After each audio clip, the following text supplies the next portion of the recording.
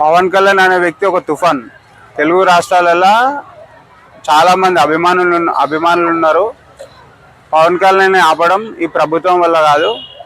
కాబట్టి గతంలో కాంగ్రెస్ గవర్నమెంట్నే ఎదిరించినటువంటి గొప్ప వ్యక్తి.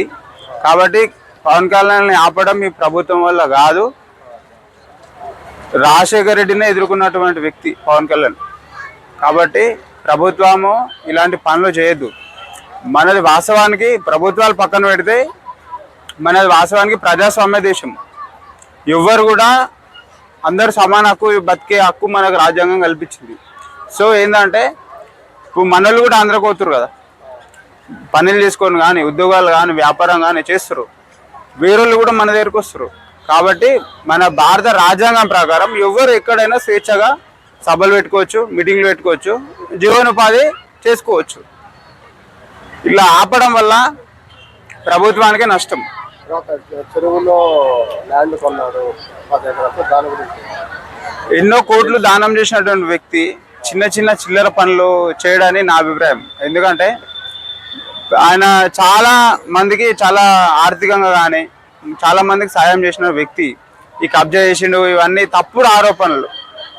కొన్ని కోట్లు ఇచ్చిండు. మొన్న కొండగట్టు అంజనకు దేవాలయ టీటీడీ నుంచి 35 కోట్ల దాకా ఇచ్చిండు. మన దగ్గర తుఫాన్లు వచ్చినా కానీ వరంగల్ అక్కడిక్కడ వచ్చినా కానీ చాలా డొనేట్ చేసిండు. కరోనా కాలంలో కూడా ₹1 ఇచ్చిండు.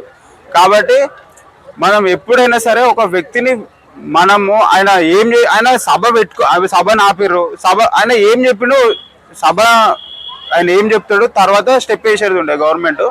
ఈ ఆపడం వల్ల మంచి పద్ధతి కాదు. భారతదేశంలో హిందుత్వాన్ని ఆపే శక్తి ఎవరికి లేదు. మంచి వేదాంతులు, సిద్ధాంతులు, గొప్ప గొప్ప వ్యక్తులు ఉన్నారు.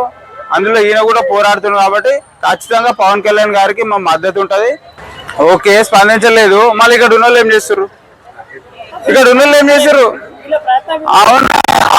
అవును సార్, ఓకే, మీరు అన్నది నిజమే. ఓకే, పవన్ కళ్యాణ్ వేరే రాష్ట్రంలో ఆల్రెడీ ఉప ముఖ్యమంత్రి ఉన్నాడు, పక్క రాష్ట్రంలో ఉప ముఖ్యమంత్రి ఉన్నాడు. మళ్ళీ ఉన్న వాళ్ళు ఏం చేస్తారు? అన్నిటికీ ఆయన రావన్నా? ఆడ అన్ని రాజకీయం వేరు. ఇప్పుడు అన్నిటికీ స్పందించాలంటే స్పందించలేరు. మన ఇంట్లో నలుగురు ఉన్నప్పుడు 10 దావత్లు వస్తాయి. అన్ని దావత్కి అటెండ్ కాలేం. కాబట్టి కొన్ని విషయాలల్లో కొన్ని మనం పోగలుగుతాం, కొన్ని పోలేం. కాబట్టి ఆయన ఆపలేరు. కాబట్టి ఒక హిందుత్వం ఎజెండాని ఎత్తుకున్నాడు. కాబట్టి హిందుత్వం ఎవరైతే సనాతన ధర్మం కోసం పోరాడతారో వాళ్ళకు మేము ఎల్లవేళలా సహకరిస్తాం. ఎల్లప్పుడు కూడా మేము ఇంకా ఆయన కాదు, భవిష్యత్తులో ఎవరు వచ్చినా దేశం కోసం ధర్మం కోసం పనిచేసే నాయకులను వెంట మేము ఉంటాం. దేశం కోసం అందరం కలిసి పనిచేద్దాం, దేశ అభివృద్ధికి సహకరిస్తాం.